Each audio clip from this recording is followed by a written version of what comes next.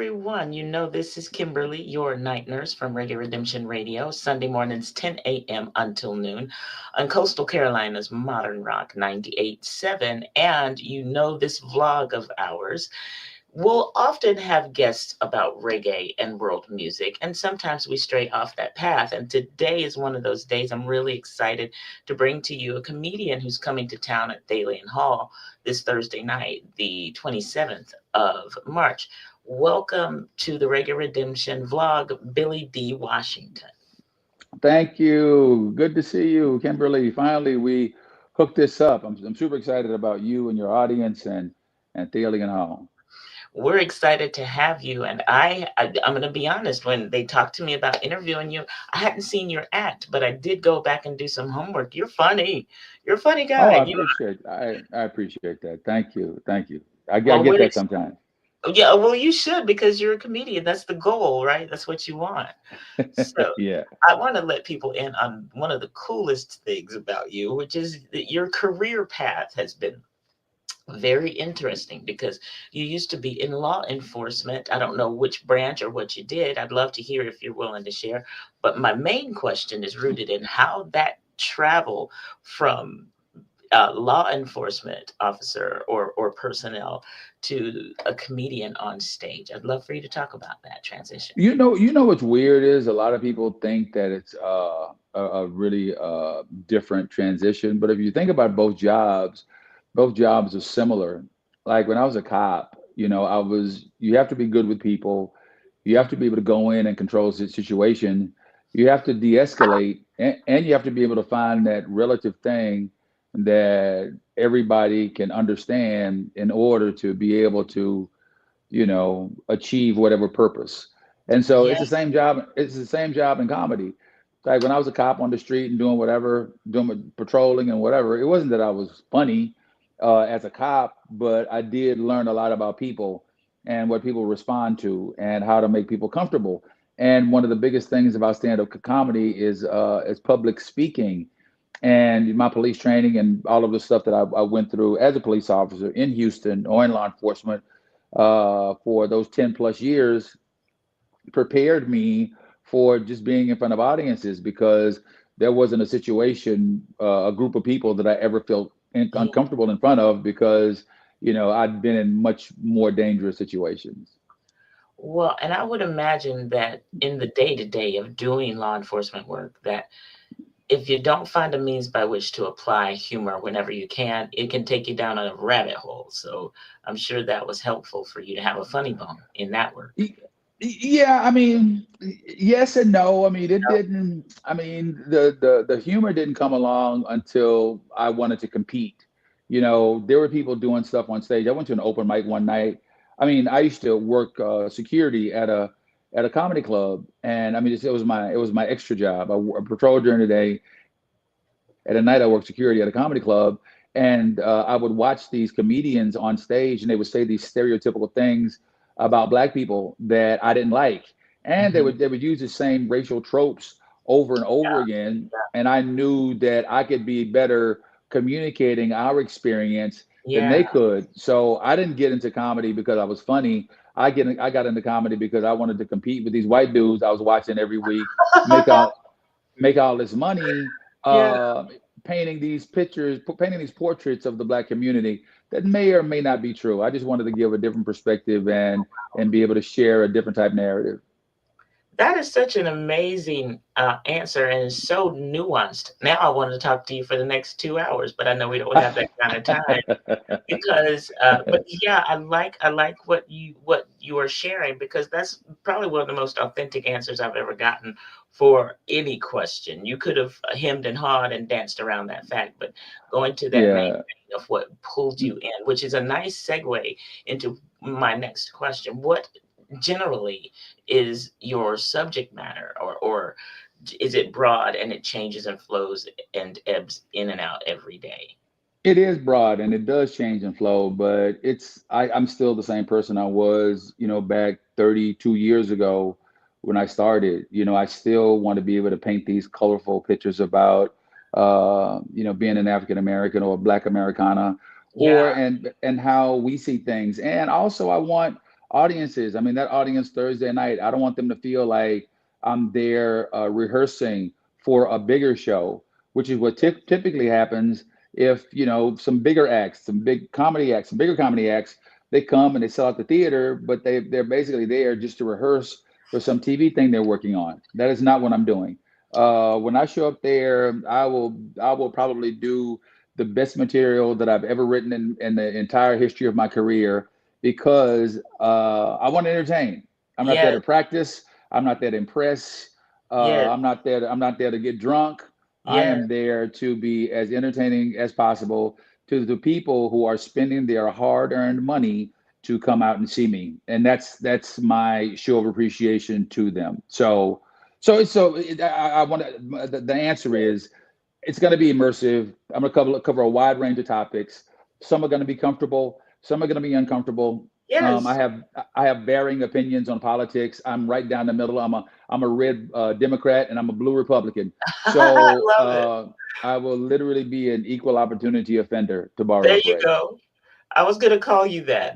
You stole my thunder. I was gonna tell you that you sound like a total equal opportunity, just pouncer on all of the topics and subject matter. Yeah, I am so yeah. sad that I'm gonna be out of town when you play. I'm not even gonna be here Thursday, but that just means I'll have to find you somewhere else. Do you travel to the Carolinas very often or no? You know what? I do not like. I do a lot of work on cruise ships, which has kind of Oh, been the bread and butter for a lot of comedians. I mean, live comedy in this country is responsible for $1 billion in total income, and 20% of that is paid out basically by cruise ships. And wow. it's sort of been the saving grace for an industry whereas people thought that cruise ship comedians were just like you go where your career goes to die before. Yes. Now it's that now people are aspiring, like they're in line to get on these cruise ships because the cruise lines realize that if you bring good people in, then those bars fill up, and when those bars fill up, then they make more money. Yeah. So yeah, I don't get to the Carolinas that often. I do a bunch of ships, and maybe I don't know some of your people listening may recognize me from there. But once I got the opportunity to be able to I do theaters. Basically, I do cruise ships and theaters, and Thalian is pretty much the only one that I'm going to do there. But I would love to come back, and when you come back, people will tell you about the show, and maybe Yes, we they can, will. yeah, maybe we can do something. Maybe we can do something together. Ah, that would be awesome. Brandon, your brand, my brand, let's make something big. I am in the Right. reggae arena, as you know, and my show's been on for a long while. I cannot imagine that a collaboration between us can't happen. I'm excited to even think about Well, that. Now I'm gonna bug you about it. and honestly, and this is all kind of off the beaten path. I'm also a playwright. I don't mention that much in my bio, but I've written Oh 14 wow, plays, okay. and I'm working on a play right now called On Air, and Mhm. it's about a conflict between two radio personalities that turns into a hostage situation. My It's a really fun story. well, So you never know. You could be consultant or star. You never I'm know. saying I have a theater bone. I went to in my body. I have a theater bone. I went to a high school that was performing arts oriented, and Right? so I've always had a flair for the drama. Don't play. Send me a script. I'll read for you. That's what's up. I love it. I am. Yeah. I'm talking to someone who's talked to people and been on stages and in arenas that I may never see. HBO. You've done work with HBO. What was that like? What did you do? Oh well, I was on the Def Comedy Jam. I don't know if you heard of it, but it was Oh my gosh, a of course I have. yeah, it was a pretty popular show back in the '90s. I did it 3 years. I was on the All Star season. Fun times. I also did the HBO Aspen Comedy Festival. I've also been on Comedy Central and VH1.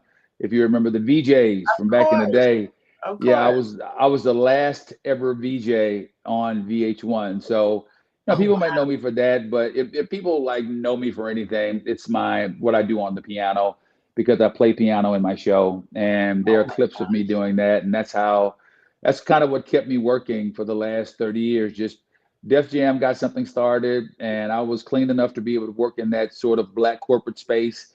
So I've Yes. done probably every Boule, every Jack and Jill, every urban league, NAACP, every Black Ski Summit, every Black Enterprise magazine function Oh my. imaginable over the last several decades. So yeah, so it's a good time. Well, that answers the question I was going to ask you too. Is you don't see yourself going back to law enforcement? Clearly, you do not. Oh, they couldn't pay me enough. I mean, neither literally or figuratively. Yeah, the world has changed, and so have Yeah, people and crimes and criminals. So you got out yeah, in the nick of time. I'm telling you, I cannot wait to hear about your show and then make the effort to be somewhere that you are, because I'm like I said, I've watched some of your stuff online, and one yes. of the things that I notice about you is your attire is very eclectic. You have an eclectic style about you. Who styles you?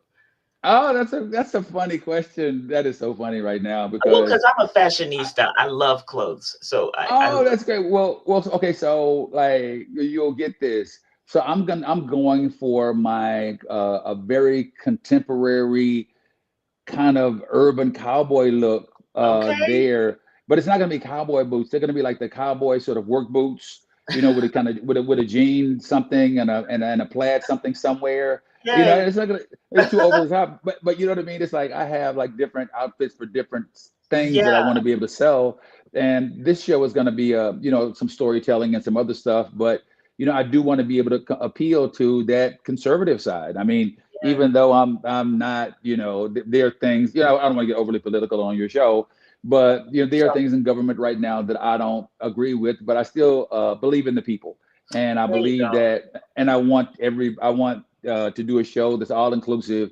I want everybody to show up and have a good time. And again, I understand that people spending their hard-earned money. I've Yeah. seen it before, Kimberly. Like I've gone to shows where I've spent my hard-earned money to Oh, watch yeah. some artists just practice in front of an audience for an hour. And I think it's disrespectful, and I will not be doing that. But to answer your question, yes, I will wear. I have a vision in my head. I still think I look younger than I am. Yeah. So, Well, so black don't crack. So here we go. You got it. yeah, yeah, that's right. So I'm trying for this contemporary sort of working cowboy type vibe. So we'll see what happens. That's awesome. Well, that was one of the things that I noticed. I was like, I gotta ask him who's his stylist. You are your stylist. That's I awesome. am my stylist. Yes, ma'am, I am. Me and my Well, daughter. oh, okay. You have a daughter. Does she think you're funny? I bet she thinks you're the funniest person on earth. I mean, she just knows me. Like, you know what I mean? Like, it doesn't, I'm Yeah. just dad. It's never like, she's funny. I think she's a lot funnier than I am. She thinks that I'm witty. That's what she appreciates. She doesn't appreciate, she knows that I'm not, yeah, I don't have a lot of chicanery or I'm not, Yes. doing flips. So what she appreciates the wit and the clever stuff and some of my observations because she's a mom now and, Oh wow. so she loves all that. So you're a grandpa. I am. Well, awesome. You wear it well. That's Yes. a good thing. Well, Comedy thank keeps you. you young. Comedy must be keeping you young for sure. Uh, a laugh a day keeps the doctor away. Your show is coming up this week. I know you're busy. We played phone tag to get this thing done. I'm so glad We we are did. in it. But I do want to give folks, before I let you go, the time and date and everything. And I will tell you this about the place that you are playing. It's a it's a small theater in our community that is so revered and historic. And so it's really just an honorable space, and having you there is going to make it even more honorable, and I'm happy that they decided to put you in. Well, and thank you. And I know that because this is actually my second time performing there. I Oh was wow. there back in 2010 when they were doing the renovations, and they had a makeshift stage backstage that was so adorable. It was lit blue. They had a temporary Yes. stage. They didn't cancel my date. This is how honorable they are at Thalian Hall, and why I'd always come. They don't even know it, but if they asked me to do it for free, I would have done it Oh wow. because they could have easily canceled my date because they were going on the construction, but they honored the date. They made me a whole stage, and that night we had an amazing time. So I can't wait to get back there. The show goes on. The show goes The show on. goes on. I love it, Yes. really, D. And I didn't even get to your name. Now I'm thinking of all these things. This will be the last question. Your name sounds a whole lot like a big giant movie star that has since I don't know if Billy D. Williams passed away or if he's still alive. I don't know, but that you did your parents name you Billy D. Williams or You Billy know, George Washington because of him? the one thing that I don't want people to say about me when I get older is I don't know if he's dead or not. But here's the thing. That's the one thing. Let's clear that up. Let's clear that up front. The one thing that I don't want said about me Oh is my I God. don't know if he's dead or not. But let's talk about his name. No, no, You I got me. was You totally got yeah. me. You did. I was named after my dad. I was named after my dad, the man Awesome. who adopted me when I was a baby, when I was an orphan. And when I was an orphan, my name was Daniel. And so he wanted me to be able to maintain some of that identity, but he wanted me to keep his name. So no, What? it had nothing to do with with Billy D. Williams or whether or not he has passed away. I am terrible. You're right. I mean, that's something I said the quiet part out loud, and you caught me. As any true Yeah. witty comedian would do, you were on the money. I swear, wherever Billy D is in the universe, I apologize, but Yeah.